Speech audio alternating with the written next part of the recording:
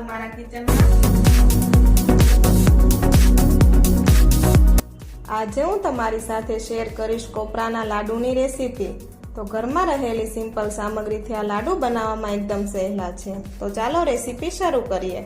તો સૌથી પહેલા ટોપરાના લાડુ બનાવવા માટે આપણે કોઈ પણ વાટકી અથવા કપનું માપ લઈશું અને એ જ માપ પ્રમાણે આપણે 2 કપ જેટલું ટોપરાનું છીણ લેવાનું છે। આ જે તૈયાર માર્કેટમાં છીણ મળે એ જ મેં લીધું છે। તો હવે ટોપરાના લાડુ બનાવવા માટે આપણે એક કડાઈ લઈશું, એના તળિયે 1 થી 1.5 ચમચી ઘી ઉમેરીશું જેથી કરીને મિશ્રણ ચોટે નહીં। તો આ રીતના જાડા તળિયાવાળી કડાઈ લેવાની છે। તો જે કપથી આપણે ટોપરાનું છીણ લીધું હતું સેમ એ જ કપથી 2 જેટલું આપણે દૂધ ઉમેરીશું। તો અહીંયા આપણે દૂધ છે ફૂલ ફેટ લેવાનું છે, એકદમ મલાઈદાર દૂધ લેવાનું છે જેથી કરીને ટોપરાના લાડુ પણ મલાઈદાર બને, એટલે હંમેશા ઘાટું દૂધ જ લેવાનું। હવે આ દૂધને આપણે થોડું ગરમ કરી લઈએ। દૂધ આ રીતના ગરમ થઈ જાય એટલે આપણે ટોપરાનું છીણ લીધું હતું એ ઉમેરી દઈશું અને એને સરસ રીતે દૂધમાં મિક્સ કરી દઈશું। તો તમે જોઈ શકો છો કે ટોપરું છે એ તરત જ દૂધને ઓબ્ઝર્વ કરી લીધું છે। તો આ રીતે આપણે સ્લો ફ્લેમ પર 3 થી 4 મિનિટ માટે થવા દઈશું। તો 3 થી 4 મિનિટ જેવું થઈ ગયું છે અને મિશ્રણ આ રીતે ઘાટું થઈ ગયું છે। તો હવે આપણે આ સમયે આમાં 1/2 કપ જેટલો મિલ્ક પાવડર એડ કરીશું।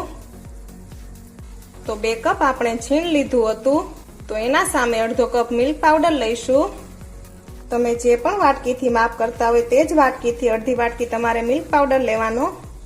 મિલ્ક પાવડરથી એકદમ માવાદાર ટોપરાના લાડુ તૈયાર થશે। તો આ રીતે એકદમ સારી રીતે મિક્સ કરી લઈશું। તો આ રીતે સરસ એવું મિક્સ કરી લીધું છે। તો હવે બાકીની વસ્તુ ઉમેરીએ। તો હવે આપણે ગળપણ માટે જે કપથી છીણ લીધું હતું એ જ કપથી આપણે 1 કપ જેટલી ખાંડ લેવાની છે। તો ગળપણ તમે તમારા ટેસ્ટ પ્રમાણે વધુ કે ઓછું કરી શકો છો। તો હવે બધી જ વસ્તુને એકદમ સારી રીતે મિક્સ કરી લઈશું। તો હવે અહીંયા બહાર જેવો કલર આવે એના માટે થોડો ફૂડ કલર ઉમેરીશું। તો મેં પીળો ફૂડ કલર ચપટી જેટલો લઈ પાણીમાં પલાળી રાખ્યો હતો। આનાથી એકદમ બહાર જેવો કલર આવશે એટલે મેં ઉમેર્યો છે, તમે સ્કીપ પણ કરી શકો છો। હવે એકદમ સારી રીતે મિક્સ કરી લઈશું। તો તમે જુઓ એકદમ સરસ કલર પણ આવી ગયો છે। તો હવે આપણે જે ખાંડ એડ કરી એનું પાણી છૂટવા લાગશે જેથી કરી મિશ્રણ થોડું લિક્વિડી થઈ જશે। તો હવે આપણે એને ત્યાં સુધી પકવીશું કે જ્યાં સુધી એમાંથી બધું પાણી બળી જાય અને મિશ્રણ એકદમ ડ્રાય ના થઈ જાય। તો અહીંયા મારે ટોટલ 7 થી 8 મિનિટ જેવું થઈ ગયું છે અને તમે જુઓ મિશ્રણ એકદમ સરસ કોરું થઈ ગયું છે। તો હવે આપણે આની અંદર 1 ચમચી જેટલું ઘી ઉમેરી દઈશું। ઘી ઉમેરવાથી એકદમ સરસ શાઇન આવશે અને એકદમ સોફ્ટ મોઢામાં મૂકતા જ ઓગળી જાય એવા ટોપરાના લાડુ બનશે। સાથે થોડો એલચી પાવડર એડ કરી દઈશું। હવે સારી રીતે મિક્સ કરી 1 થી 2 મિનિટ માટે થવા દઈશું। તો તમે જુઓ એકદમ સરસ ડ્રાય થઈ ગયું છે અને એકદમ સરસ શાઇન પણ આવી ગઈ છે। તો તમે ચેક કરવા માટે થોડું મિશ્રણ હાથમાં લઈ બોલ વાળો તો એકદમ આસાનીથી બોલ વળે છે। આનો મતલબ આપણા ટોપરાના લાડુ બનાવવાનું મિશ્રણ તૈયાર છે। હવે ગેસની ફ્લેમ બંધ કરી દઈશું અને મિશ્રણને થોડું ઠંડુ થવા દઈશું। તો હવે મિશ્રણ થોડું ઠંડુ થઈ ગયું છે। હવે આપણે આમાંથી નાના નાના લાડુ તૈયાર કરીશું।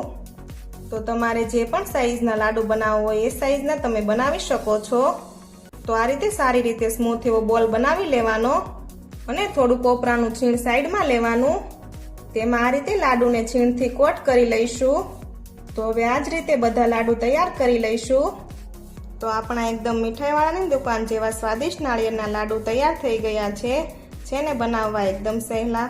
તો પ્રસાદ માટે કે પછી વ્રત કે ઉપવાસમાં ખાઈ શકાય તેવા નાળિયેરના લાડુ એકદમ ફટાફટ અને ખૂબ જ ઓછી સામગ્રીથી સહેલી રીતે ઘરે બનાવી શકો છો। તો તમે એકવાર જરૂરથી ટ્રાય કરજો। તમને મારી આજની રેસીપી ગમી હોય તો કોમેન્ટ કરી જરૂરથી જણાવજો। સાથે મારા વિડીયોને લાઈક અને શેર કરજો અને મારી ચેનલને સબસ્ક્રાઇબ કરવાનું ના ભૂલશો। Thank you for watching.